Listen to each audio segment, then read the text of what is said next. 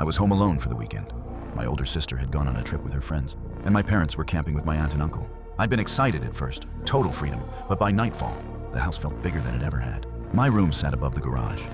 I could hear every time the door opened, and even if I was asleep, the vibrations would usually wake me. It was something I'd gotten used to over the years. That night, I stayed up late playing video games with my friends. After we logged off, I made the mistake of watching a horror movie about a home break-in. Masked men capturing a family while they slept.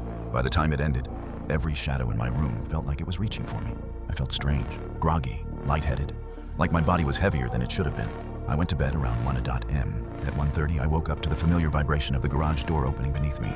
Half asleep, I assumed my parents or my sister had come home early. I rolled over, ready to fall back asleep, until I heard something crash downstairs.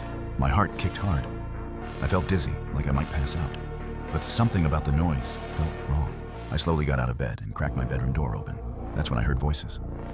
Not my parents, not my sister. Men. My stomach dropped. Terrified, I crept to the top of the stairs and leaned just enough to see down. At the bottom, a mirror hung on the wall.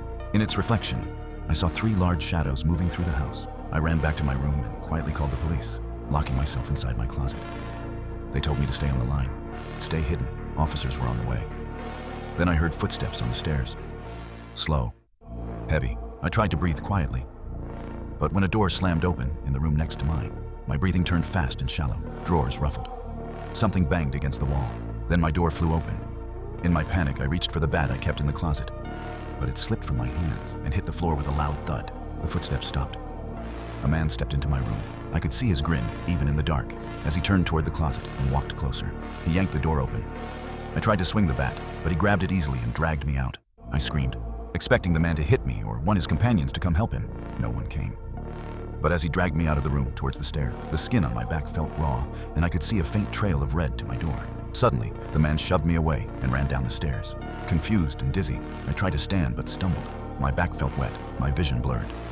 Before everything went black, I saw red and blue lights flashing through the windows, reminding me of a circus. Then I saw them. The 3 men stood at the top of the stairs, grinning down at me. When I woke up, I was in a hospital bed. I asked the doctors about the men. The police were there too.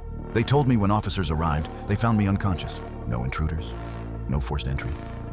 The house was completely normal. They said I'd suffered from carbon monoxide poisoning, a slow leak from the stove. They told me everything I saw was most likely a hallucination, but I still don't understand one thing. If none of it was real, why was my back in bandages? When I woke up, and a faint pink stain outside my bedroom to the stairs still there.